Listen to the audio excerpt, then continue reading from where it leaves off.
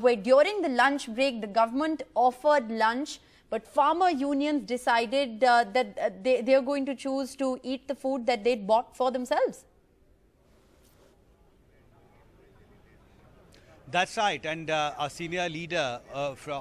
one of the farmer unions who is participating in this dialogue has in fact sent this message that government offered, once the first round of talks were over, the government offered us lunch, but we told very categorically to all the three ministers from the union government that we have bought our own langar food and we wish to have our own langar food. And then in an ambulance,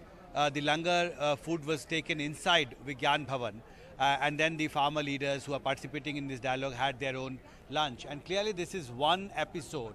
that shows that there is still a lot of distance that needs to be covered between the government and the farmer union leaders on the issue of farm reforms. It shows the kind of anger, the kind of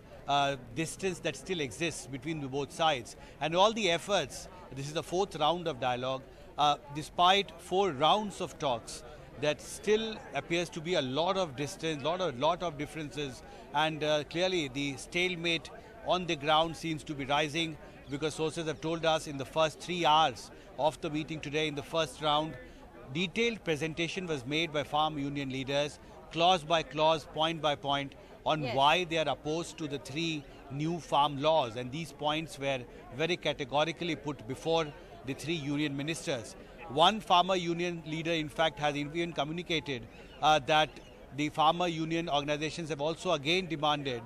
with the government that there should be a new law to give the legal guarantee to MSP to every farmer in the country, because in no mandi farmers are getting the MSP rate. So clearly a reiteration of the stand that farmer union organizations have taken very firmly. They have put before the government, and I think the ball now is in the government's court. Government now has to decide what it wants to do, but it is very clear the farmer union organizations have decided and communicated to the government at the highest level that they are not going to budge an inch from the stand that they have taken, and it now depends on the government as to what new it can offer. I think the most crucial round of talks are now on after the lunch, and this is the round in which the government will open up its mind on the points of discord, the questions that have been raised, the clause-by-clause presentations that farmer union organizations have made before the 3 union ministers. So 2 very important updates, Himanshu, that you're bringing to us. One, of course, is that this round of talks after lunch is when clause-by-clause,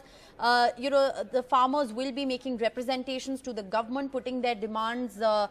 in front of the union ministers. But at the same time,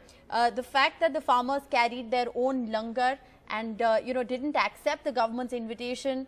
to have lunch with the ministers or have the lunch that was offered by the government clearly goes to show that there is a lot of ground that still needs to be covered, a lot of distance that is still existent between the farmers and the government. Appreciate you, Himanshu, for joining us with the very latest